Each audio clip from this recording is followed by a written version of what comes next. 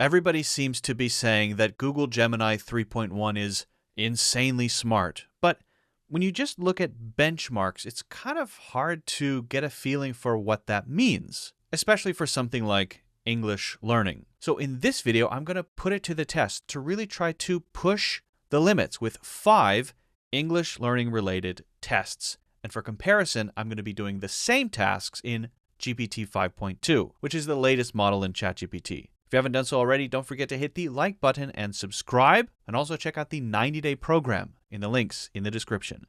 Let's begin. So Gemini 3.1 is supposed to be very good at multimodal. So whatever you upload, it can just handle it.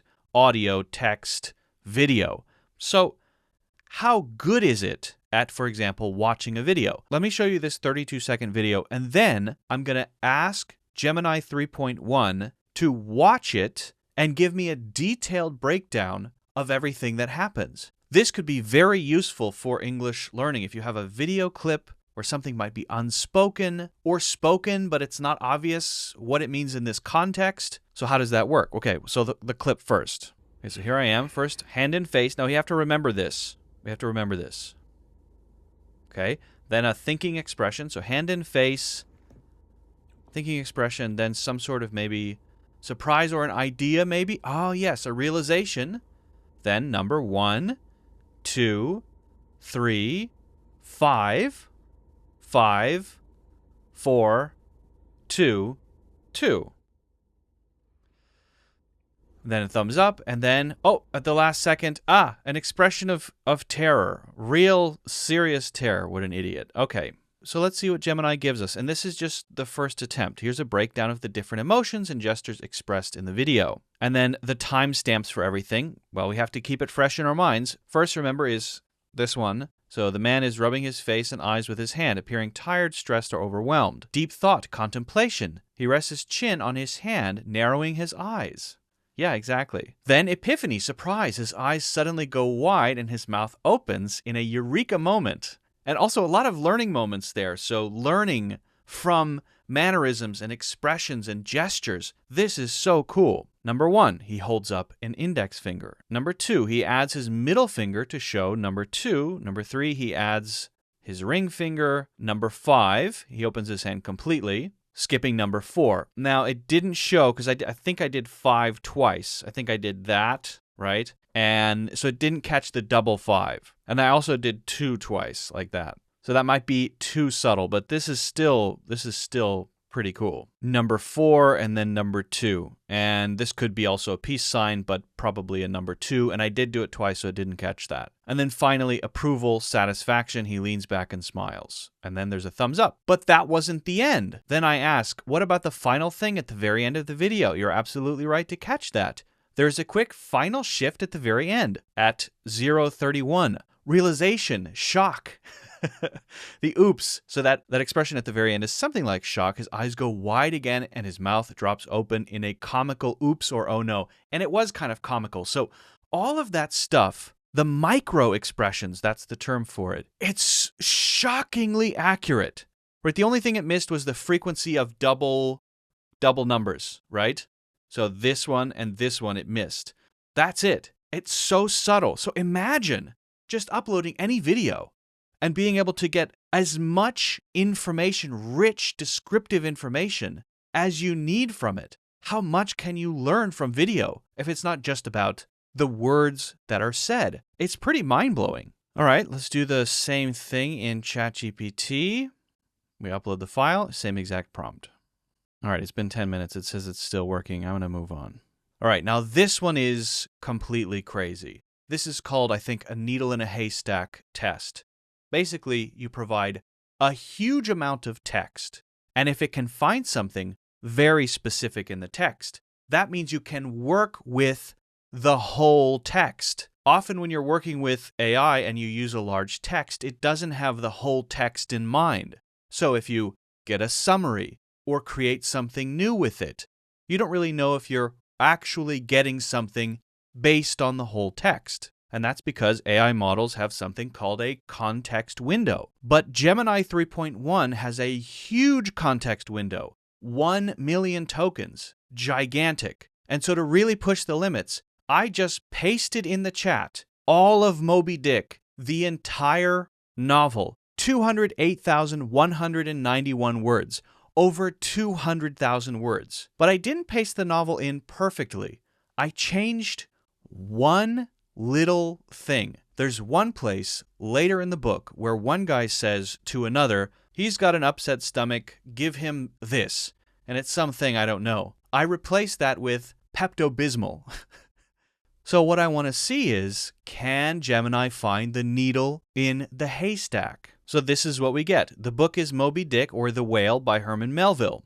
The one thing changed is in chapter 81. You replace the word paregoric or perigoric, I don't know how to say that, with Pepto-Bismol. And to be clear, I didn't provide both versions. I only provided the version with Pepto-Bismol. And it still is able to tell which thing doesn't belong, which it's just mind-blowing. Okay, so we go back to ChatGPT to try the same thing, and it can't process the video. Okay, so I first tried to paste in the whole text like I did in Gemini, and it wouldn't let me. So that means its context window isn't big enough. So I uploaded the whole thing as a PDF. Can it find it? It thought for 27 seconds and failed. ChatGPT 5.2, the most advanced model that OpenAI has on offer right now, thinks that the difference is something related to the file name. No, it's not. It's Pepto-Bismol. Google got it right. ChatGPT got it wrong. So then, just for funsies, I thought, could I take Moby Dick and turn it into an interactive game? So I turned Moby Dick into a prompt using Gemini 3.1 that I then pasted into Google AI Studio using Gemini 3.1 Preview and asked it to build me a simple, interactive game that would make Moby Dick, the story, interactive. This is what I got. Now, to be clear, this is the very first version. I know it's quite small here, but I have a little guy. I can walk around on the docks. This is the beginning scene of the book. So if I type E, then I can interact. And let's see if it'll play audio here. Landlubber, you look like a man with a mind to go somewhere, and not much coin to get there, lad. If it's the whale you're after, you've the look of a green hand about you, the kind that thinks the sea is all poetry till the first gale hits. The Potomac there is fixin' to cast off for New Bedford within the hour. If you've a few shillings for the passage, you'd best get aboard before the fog swallows the Narrows entirely. Or are you just standing here to watch the tide come in? So I like how it actually is giving me a voice, an accent, right? It's stylized. It's not just somebody reading it. It sounds like a character. So I can read it and then I can respond. I can say what I want to do. I can say, okay, let's go. Okay, so it's kind of a text-based adventure with simple movement. And again, this is just the first version. I could maybe make it more interactive. But on a first attempt, it works pretty well. And I like that there are character voices. And did I just turn a novel into a basic video game? Yes, I think I did. Test number 4. What I want to do here is add labels to this image. You can see there's a lot going on here. There's a winter scene, there's a window, there are blinds here. This thing is called a poof. This is an electric ride-on vehicle, or sometimes called a UTV or a toy UTV. Anyway, there's a lot happening here. This is my son sitting on it, and this is a little track. It has a little launcher for Hot Wheels. So what I want to do is I want to add labels, but I want the labels to be really specific. So generic labels, no, I don't want it to say window, computer. I want it to say what kind of window, what kind of computer. What exactly is this thing? It's not just a toy. What exactly is this thing? What is this called? Right? It's called a poof. So fully annotate this image. Assume I don't speak English well. Then I get a list of things in the image, okay? But I feel like it's not quite specific enough. Windows, large glass panels that let in sunlight. I'm still not satisfied with how specific that is. So be more specific. This is too generic. Now I have a more specific list. I'm liking this. The trailing plant on the top shelf. A trailing plant. I actually don't know what species it is, but that seems like a good guess. Double hung windows. That's right. Roller shades. That's right. Baseboard molding. That's right. Oak hardwood flooring, that is right. Electric ride-on vehicle, all-terrain tires, that's all right. Lime green poof ottoman, but I want them to be on the image. So that's better. Add all the labels to the image. Then it adds all the labels to the image. Again, I don't know if that's actually what that plant is called, so I'm just going to trust Gemini there. But 3.1 has gotten much better at visual reasoning. So it's able to zoom in and see what's going on and think about it a little bit more. It's actually kind of studying it and going, maybe it's that, maybe it's this, coming up with the best possible answer. So not just video, not just audio, but very specific labels for images, very, very specific. Positions between things, learning complex prepositions or prepositional phrases. To be able to turn visual stuff into useful descriptions is a very powerful thing. That's very cool. So it's got all of this correctly labeled. Electric ride-on vehicle, all-terrain tires, lime green poof. Okay, that might not be a window sash. Baseboard molding is what that is, though. Roll bar, that is what that is. Wood stool, you could say it's a stool. I don't even know what that thing is called. Oak hardwood flooring and a track launcher. So very well labeled. And in ChatGPT, the lines are all over the place. It looks crazy. It's hard to read the text. Keyboard something, it gets cut off. They're overlapping. Stacking ring toy, it's not a stacking ring toy. Left hand, it's nowhere near the left hand. These are all cut off. I can't even see what those are. So ChatGPT's, and this, I used exactly the same prompts. ChatGPT's response here is a disaster. It's a disaster. It's not correct at all. It's way off. Again, 5.2. This is their most advanced model up against Gemini's most advanced model. Are we getting a vibe here? Is this the end of ChatGPT? Should we keep using it? I don't know. Now, as the final test, I just wanted to see how intuitive Gemini 3.1 could be. It's not about labeling things. It's not technical, but there is a right and a wrong answer. When someone sees this picture, if they've seen Breaking Bad, they should be able to recognize those glasses and that eye. But it's not a photo of Walter White. It's someone sketching, doing a good sketch of Walter White. But I can still tell immediately, okay, that's Walter White's eye. I know that because I know the show. So the question is, what am I looking at? Gemini says, this looks like a hyper-realistic pencil drawing of Walter White,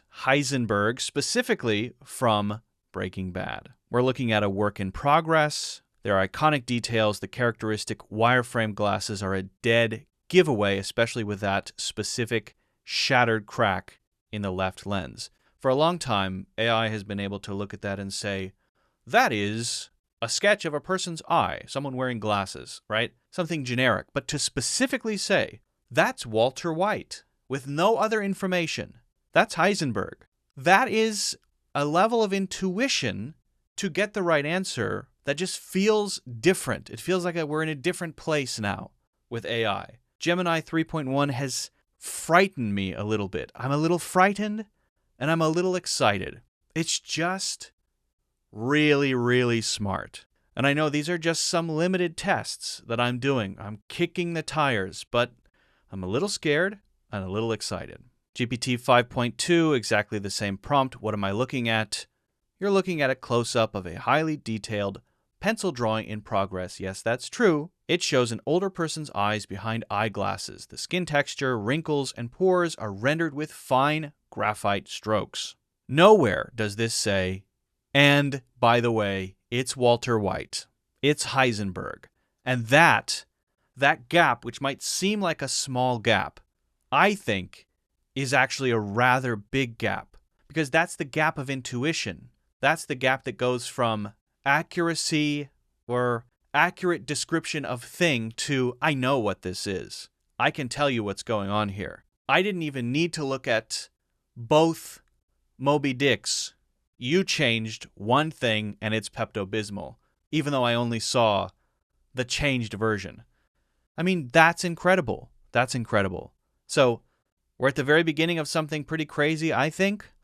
Let me know what you think of Gemini 3.1. And I guess let me know what you think of GPT 5.2 as well. I think we've crossed some sort of threshold. I really do. But again, let me know what you think in the comments. If you haven't done so already, don't forget to hit the like button and subscribe.